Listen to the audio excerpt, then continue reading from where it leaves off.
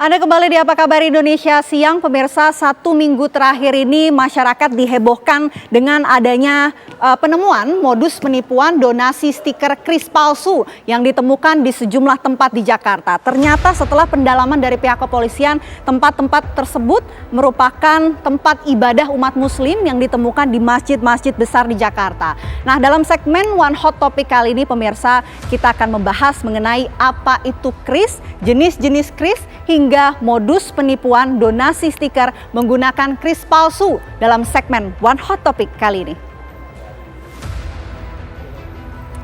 Ya, pemirsa, kris atau Quick Response Code Indonesian Standard atau biasa disingkat kris merupakan penyatuan berbagai macam QR dari berbagai penyelenggara jasa sistem pembayaran atau PJSP untuk transaksi pembayaran digital. Kris dikembangkan oleh Bank Indonesia sejak 1 Januari pada tahun 2020.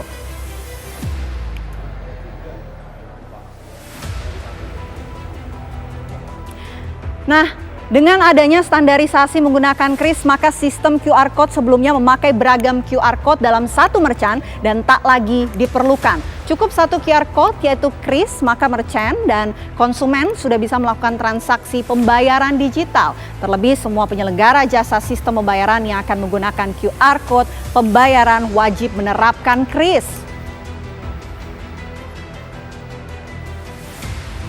Ya, penerapan kris ini terbilang cukup mudah, pemirsa. Konsumen tinggal memindai, kemudian klik, lalu bayar. Seluruh aplikasi pembayaran baik bank dan non-bank yang digunakan oleh masyarakat meliputi e-money, dompet elektronik, maupun mobile banking yang kemudian ini dapat digunakan di merchant yang menerapkan kris.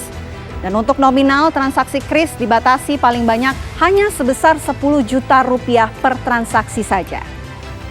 Ya, pada penerapannya terdapat 3 jenis kris yang bisa dijumpai masyarakat. Yang pertama adalah Merchant Presented Mode atau MPM statis. Kris jenis ini biasanya berupa stiker atau print out yang kemudian dipajang. Dan untuk bisa bertransaksi, pengguna tinggal pindai, memasukkan nominal dan PIN, lalu klik bayar. Dan pada kasus penipuan, modus penempelan stiker kris yang terjadi di masjid-masjid dan sejumlah tempat di Jakarta, jenis kris MPM statis inilah yang kemudian dipakai oleh pelaku.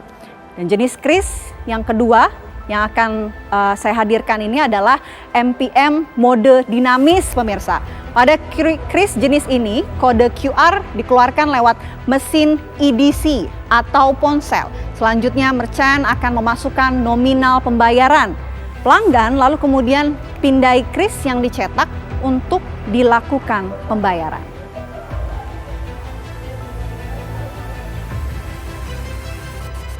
Ya, sementara jenis kris ketiga adalah Customer Presented Mode atau CPM.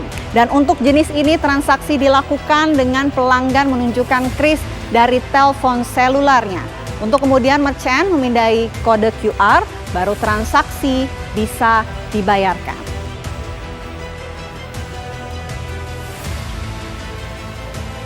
Dan agar tidak tertipu, masyarakat tentu perlu tahu detail mengenai kris ini, pemirsa. Kris resmi bisa dikenali melalui sejumlah ciri-ciri yang ada, mulai dari logo kris, kemudian logo Gerbang Pembayaran Nasional atau GPN, nama toko, identitas dan informasi merchant, hingga identitas penyelenggara jasa sistem pembayaran, serta tanggal cetak kris.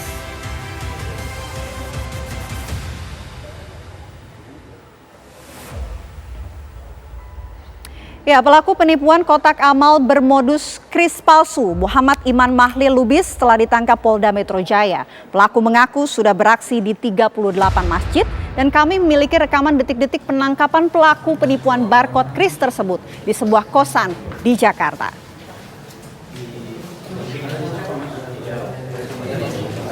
Ada orang nggak? Enggak ada. Handphonenya ada? Handphone ada. Handphone ada polisi yang tinggal. Iya, boleh.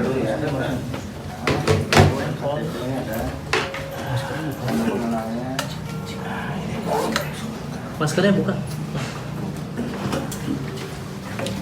Ini di mana? Di mana? Nomor 49. Di mana lokasinya? Oh, benar ya. Benar apa? Oh,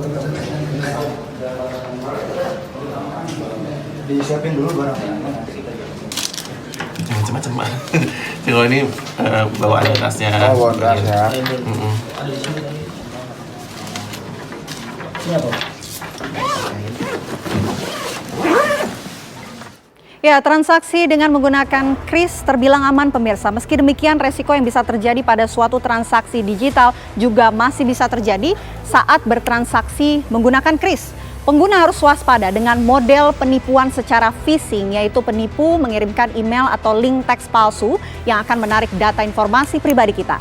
Selain itu, modus penipuan dengan memasang perangkat skimming di mesin pembayaran juga harus tetap diwaspadai. Modus penipuan lain adalah pembayaran palsu. Contoh kasus modus ini seperti yang dilakukan oleh pelaku penempelan stiker palsu di sejumlah masjid dan tempat di Jakarta. Teknik pembobolan akun juga menjadi modus lain yang juga harus tetap diperhatikan.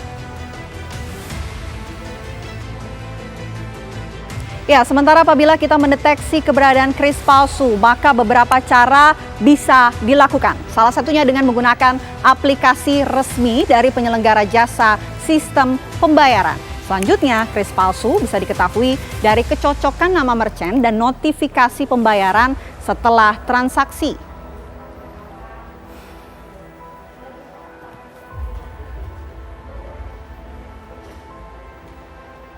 Ya, kita beralih ke kasus penipuan modus kris palsu pemirsa, dan untuk mengetahui perkembangan informasinya kita sudah terhubung dengan Kabid Humas Polda Metro Jaya Kombes Truno Yudo Wisnu Andiko. Selamat sore Pak Kabid. Selamat sore Mbak. Pak, ini kan informasi terakhir sudah ada 38 masjid yang kemudian ditemukan menjadi sasaran dari modus penipuan pelaku. Apakah pihak kepolisian ada informasi terbaru Pak setelah didalami? Baik Mbak, kami jelaskan Polda Metro Jaya dalam hal ini adalah Direktorat Reserse Kriminal Khusus Polda Metro yang menangani. Sejak awal sudah kami sampaikan ada 38 titik yang dipasangi dengan semacam manipulasi QR code atau kris yang menyerupai pada tempat dan pengelolanya, yaitu 80% dari 38 titik itu adalah tempat ibadah atau masjid, kemudian ada tempat umum seperti mall, SPBU, dan juga area-area ATM center ya, atau di perbankan. Nah, tentunya dalam proses pendalaman ini pada satu titik yang pertama saja, yaitu yang di Masjid Nurul Iman Blok M Square itu ada 24 stiker, itu baru satu titik. Kemudian juga kita ketahui pada saat kita melakukan penggeledahan dan penangkapan pelaku, ini kita masih mendapatkan ada satu bundel beberapa stiker yang tentunya akan meluaskan areanya pada pemasangan untuk manipulasi data kris yang di tempat-tempat yang tentunya sudah direncanakan pelaku. Ini masih proses pendalaman, Mbak. Apa yang kemudian menjadi alasan pelaku melakukan penipuan ini, Pak? Setelah didalami kepolisian, apakah ada informasi baru mengenai hal ini? Ya, sejauh ini yang kita dapatkan sejak awal, ya, tentunya kita lihat dari modus yang dilakukan oleh pelaku. Berniat untuk membuat kris yang seolah ini adalah sesuatu yang memang sesuai atau otentik dengan tempat atau pengelola kris tersebut, yaitu di tempat-tempat yang momentumnya kebetulan pada saat ini adalah bulan Ramadan, bulan berkah, kemudian ditempelkan di masjid-masjid sebagai umat muslim kan di bulan Ramadan ini banyak berinfak, bersedekah, amalan, dan lain-lain. Tentu ini momentumnya. Yang kedua, setelah kita dalami juga dalam proses pemeriksaan, yang bersangkutan ini mendapatkan QR code atau krisnya ini melalui aplikasi UTap, ya. Kemudian juga pulsa berbayar, di mana kemudian dikeluarkanlah barcode-nya, desainnya, yang kemudian dicetak sendiri, kemudian dibuatkan menjadi suatu stiker. Nah, inilah yang awal mulanya, terus kemudian ditempel-tempelkan di tempat pengelolaan-pengelolaan, tempat ibadah, dan tempat umum yang tanpa seizin. Dengan caranya adalah menutup kris yang sudah ada, atau mendampingi dengan berdampingan ya, kiri dan kanan dengan kris yang sudah ada, atau pada dinding yang berbeda, atau bahkan belum ada sama sekali. Ini cara yang dilakukan oleh pelaku, Mbak. Oke, pelaku ini Pak bekerja sendiri atau sebetulnya ada jaringan di belakangnya? Sejauh ini proses penyidikan masih awal, kemarin kami sampaikan, tentu proses penyidikan ini masih berkesinambungan, berlanjut, dan tentunya dengan ketanggap segeraan berkat informasi dari masyarakat, kemudian laporan dari masyarakat, Polda Metro Jaya sudah bisa melakukan mengungkap untuk mencegah. Ya, tentunya kami mungkin secara mekanisme ada lembaga lain yang bisa menjelaskan. Namun demikian Polda Metro Jaya akan melakukan namanya kolaborasi interprofesi ya terkait dengan lembaga-lembaga yang mengeluarkan, kemudian juga dengan perbankan, karena yang diregistrasikan atas nama pelaku dan juga mendaftarkan meregistrasi dengan 3 nomor rekening milik pelaku. Oke, dari 3 rekening itu jumlahnya berapa Pak? Masih 13 juta? Sejauh ini masih terus kita dalami ya, karena dengan pendalaman pada nomor rekening yang diregistrasikan oleh pelaku atas nama dirinya, ini akan bisa kita lakukan analisis oleh penyidik, di mana akan kita dapatkan lokus dan juga tempus ya, lokus delikti dan tempus delikti, di mana kapan, terus kemudian juga siapa yang menjadi korban, tentu nanti akan bisa kita dalami. Ini masih pendalaman. Ya, sejauh ini pihak kepolisian apakah sudah berkoordinasi dengan mungkin masjid-masjid atau tempat-tempat yang menjadi tempat penipuan dari pelaku ini, Pak? Ya, tentunya dalam proses verbal atau pengambilan keterangan dalam proses penyidikan ini di 38 titik ini akan dilakukan pemeriksaan sebagai saksi-saksi ya. Kemudian awalnya ini adalah ditangani oleh adanya laporan di Polres Metro Jakarta Selatan. Kemudian setelah kita dalami ada 38 titik dan tersebar wilayahnya di daerah DKI dan wilayah hukum Polda Metro lainnya seperti aglomerasi daerah Tangerang, begitu Mbak. Oke, baik, terima kasih Kabid Humas Polda Metro Jaya, Kombes Truno Yudo. Terima kasih atas waktunya, Pak.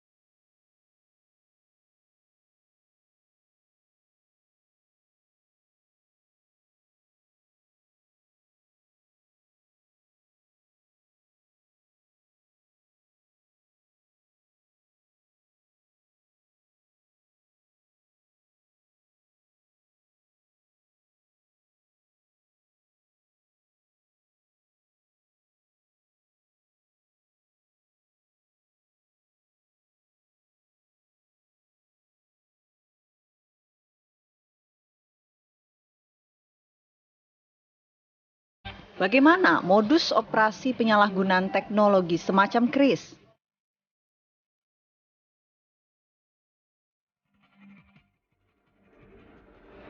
Ya, awas tertipu kris palsu, itu judul kita pada hari ini pemirsa, dan langsung saja saya akan membahasnya bersama dengan 2 narasumber yang sudah hadir di studio. Sudah ada Ketua Bidang Dakwah Masjid Nurul Imam Blok M Square, Pak Yuni Fauzar. Assalamualaikum warahmatullahi wabarakatuh, Pak Yuni.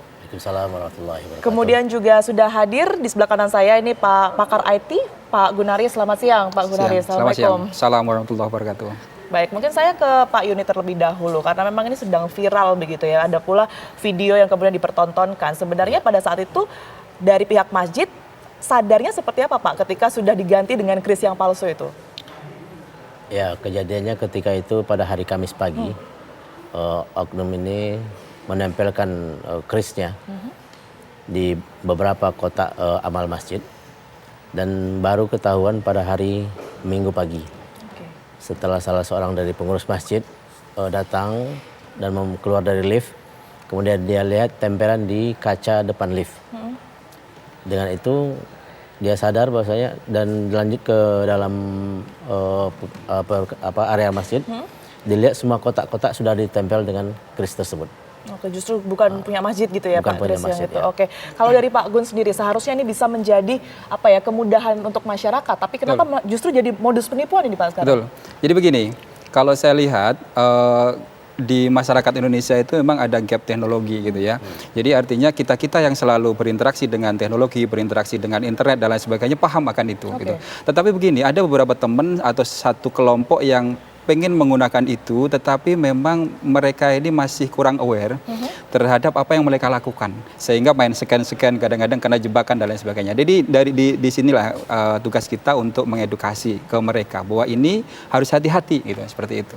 Oke, tapi mungkin yang kemudian ini harus bisa dari masyarakat bedanya Pak. Ini kan sebenarnya bukan krisnya yang palsu, betul. tapi alamatnya yang palsu. Betul sekali, betul sekali. Seperti apa mengantisipasinya? Begini, saya udah mengumpulkan beberapa informasi yang memang ada di Indonesia. Itu ada 8 cara gitu ya. Yang pertama, kita harus melihat publikasi original atau authentication publication. Jadi misalkan kita ada di masjid atau di restoran. Di restoran juga gampang itu ditempelin jebakan juga gampang gitu. Maka teman-teman di restoran atau di masjid harus membuat publikasi di mana publikasi ini terlihat gampang dibaca oleh masyarakat umum, tetapi susah untuk dijangkau. Sehingga orang-orang yang tidak bertanggung jawab ini mau mengganti susah, tapi tetap bisa dibaca gitu ya. Itu yang pertama. Yang kedua adalah selidiki sumbernya. Sumber dari yang mengirim. Penerima. Iya. Kalau misal sumbernya dari teman, tanya ulang apakah ini dari kamu kirisnya gitu. Karena kadang-kadang sekarang ini banyak bot yang mengirimkan chat-chat, tapi sebenarnya pengirimnya tidak tahu kalau dia ngirim. Bener nggak? Yang berikutnya adalah hati-hati terhadap link yang disingkat. Bit.ly misalkan ya. Bit itu sering kita jumpai. Iya betul. Nanti saya akan coba demokan bagaimana Bit.ly dan lain sebagainya itu bekerja gitu ya. Nah, link yang disingkat. Kemudian yang berikutnya adalah hati-hati terhadap link yang mencurigakan. Ya kan? Berikutnya adalah kan awam ya Pak. Nah, makanya link yang mencurigakan itu artinya ketika ini adalah link yang sebenarnya tidak saya maui, kenapa ini muncul? Ya, itu jadi ada spamming, ada dan lain sebagainya itu masuk di dalamnya. Berikutnya adalah iklan. Iklan yang dirusak.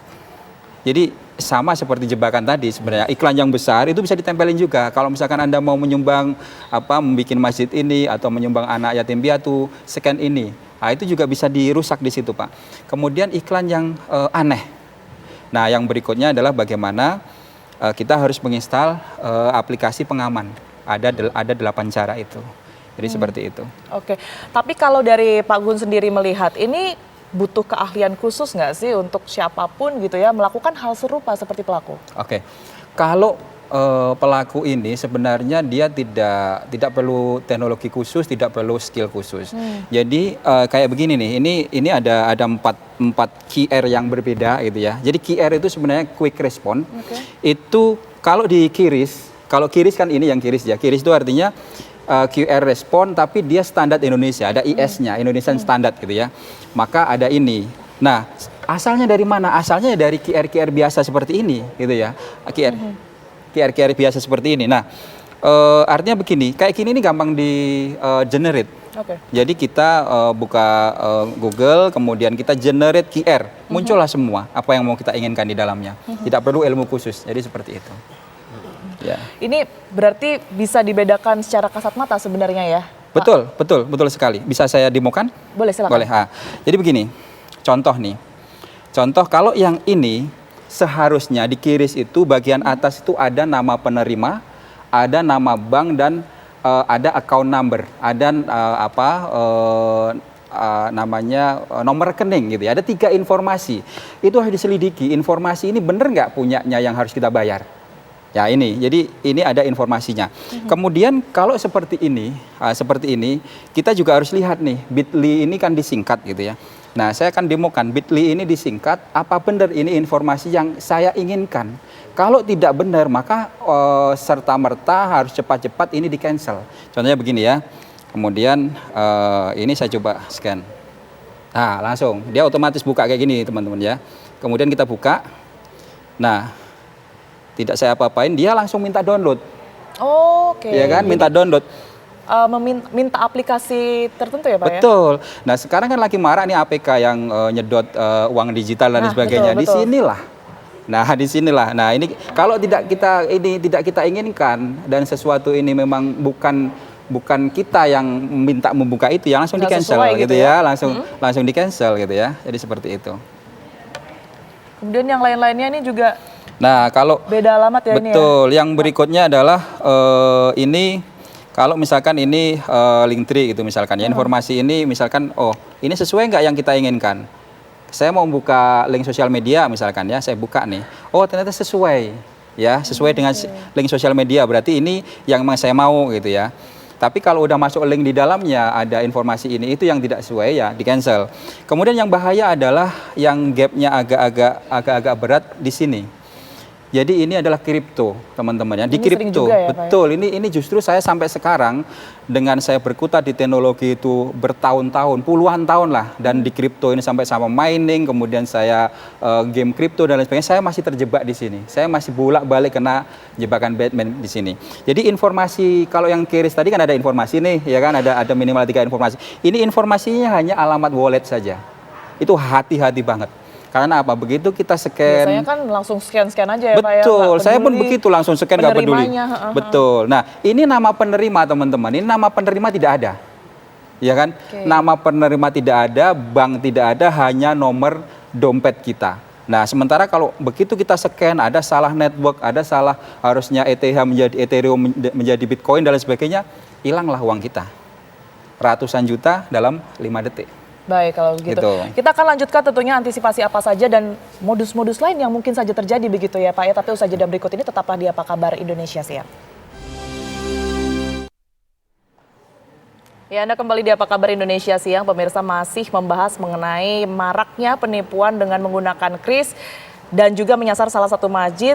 Saya akan kembali menanyakan hal ini kepada Pak Yuni. Pak, kalau dari masjid yang ada di Blok M ini memang banyak yang konvensional kah? Atau justru banyak juga mereka yang infak ini menggunakan kris?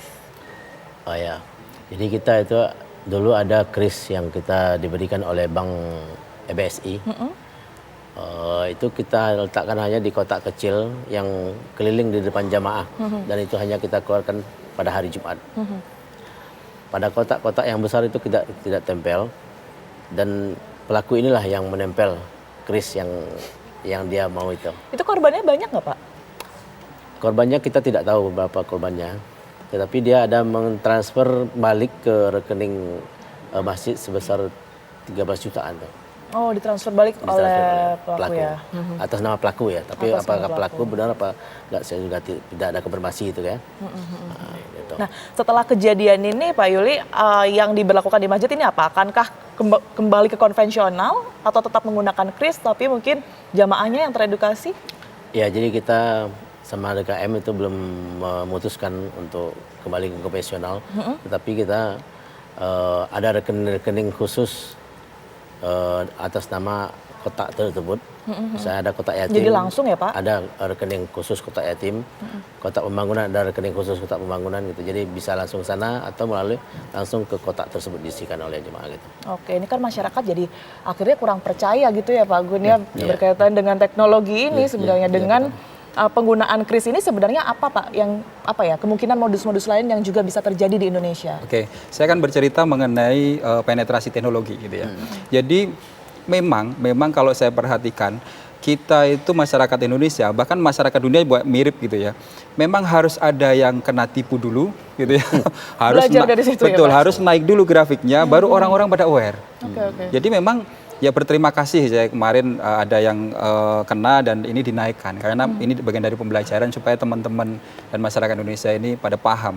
Sebenarnya tidak ada yang ditakutkan dari kiris. Tetap pakai itu, hanya hati-hati, cek recheck. Itu aja sih. Hanya hati-hati dan cek recheck. Oke. Pak Gun, tapi kalau keamanan digital dunia perbankan kita sendiri secara IT ini seperti apa sih? Begini. Kita berbicara mengenai security atau keamanan itu untuk perbankan saya singkat aja ada di 3 gitu ya. Ada data security, ada network security, sama human. Nah, yang data ini aman, network aman, human-nya ini. Jadi sekarang ini lag-nya berada pada posisi di depan. Di mana orang mau mentransfer, bukan perbankannya bukan. Tidak ada hubungan dengan perbankan sebenarnya karena ini aja informasi nomor rekening. Kirisnya kan nomor rekening saja. Jadi memang di sisi inilah yang mesti diperbaiki dan disebar ke seluruh masyarakat luas bahwa hati-hatilah terhadap ini. Karena begitu ini salah, maka tidak akan masuk ke rekening penerima, begitu ya. Jadi dari sisi keamanan data, keamanan jaringan untuk perbankannya masih aman. Pakai SSL minimal 256 lah, seperti itu. Baik, Pak Gun, ini karena masyarakat juga akhirnya menimbang-nimbang ya, ini sebenarnya banyak keuntungannya atau kerugiannya sih menggunakan kris. Anda melihatnya atau menjelaskannya seperti apa nih, Pak? Jadi begini, kalau buat saya sendiri lebih ke keuntungan gitu ya. Jadi sekarang kalau saya lihat keuntungannya adalah cepat. Daripada kita membaca bla bla bla bla bla http www bla bla misalnya gitu ya, panjang begitu, mending kita kiris muncul gitu. Itu mudah, cepat dan reliable. Oke. Ya kan? Kalau misalkan negatifnya adalah kadang-kadang dijadikan jebakan. Yang pertama, yang kedua, komunikasi cuma satu arah. Yang berikutnya adalah ketidakpercayaan masyarakat. Bener nggak itu, gitu ya? Bener nggak ini rekeningnya dia ke arah sana? Gitu. Oke, Pak. Tapi ngomong-ngomong dari tadi ngobrol ini saya salah fokus loh, Pak. Itu kacamata yang dipakai sama Pak Gun ini apa, Pak? Bisa memindai juga atau gimana, Ya, Pak? oke, Fungsinya? jadi ini adalah Google Glass gitu. Google Glass ini memang tidak banyak beredar di Indonesia maupun di luar negeri juga jarang. Jadi ketika saya mau bayar sebenarnya tinggal ngelihat begini, diginikan, udah selesai. Iya, udah selesai. Jadi tinggal membayar. Sama dengan kamera handphone Fungsinya biasa. apa aja, Pak? Berarti selain itu? Bisa peta, bisa membayar segala macam yang bersifatnya touchless bisa saya bayar gitu. Jadi seperti itu. Telepon juga bisa. Pak Gun, melihat masyarakat Indonesia ini seperti apa sih, Pak, menerima apa ya semacam teknologi yang mungkin sebenarnya memudahkan mereka. Sekarang ini sudah siap belum? Saya rasa begini, saya rasa memang kewajiban itu bukan hanya di pemerintah. Kewajiban juga ke beberapa TV termasuk TV One yang luar biasa ini kan bagian dari educated gitu ya. Saya pun memberikan pembelajaran, saya juga bikin tulisan-tulisan dan lain sebagainya. Itu bagiannya seperti itu. Jadi memang kalau siap tidak siap sebenarnya ada masanya gitu. Tapi untuk saat ini untuk kiri saya rasa udah seharusnya siap. Tapi memang dengan kasus ini saya berharap teman-teman lebih hati-hati, masyarakat Indonesia lebih hati-hati. Itu saja. Dengan cara cek recheck. Satu ya, aja. Check ya. Terutama Satu penerimanya aja. itu tadi ya, Pak. Cek recheck terhadap informasi yang asli. Kan ada nih, kan tadi sudah saya bilang bahwa harus ada informasi asli, autentik yang ini miliknya masjid, ini miliknya restoran, yang tidak bisa disentuh. Gitu ya, tidak bisa diubah. Jadi seperti itu, sederhana. Baik, masyarakat memang harus waspada, kemudian juga tetap sebenarnya kita beradaptasi dengan teknologi yang kemudian ini kita terima di Indonesia ini ya. Baik, terima kasih banyak atas penjelasannya Pak Gun dan juga waktunya Pak Yuni telah bergabung bersama kami. Dan Vena, itu tadi harus tetap hati-hati ya. Perlu waspadai dan juga kita perlu tahu gitu ya, biar kita kalau misalnya pakai kris di mana-mana ini nggak asal mindai aja, nggak asal scan aja. Betul sekali, harus tetap waspada ya. Terima kasih Bapak-Bapak atas informasinya dan dialog kita tadi sekaligus menutup Apa Kabar Indonesia siang hari ini. Saya Vena Kintan. Dan saya Tiara Haraha pamit undur diri, terima kasih. Sampai jumpa.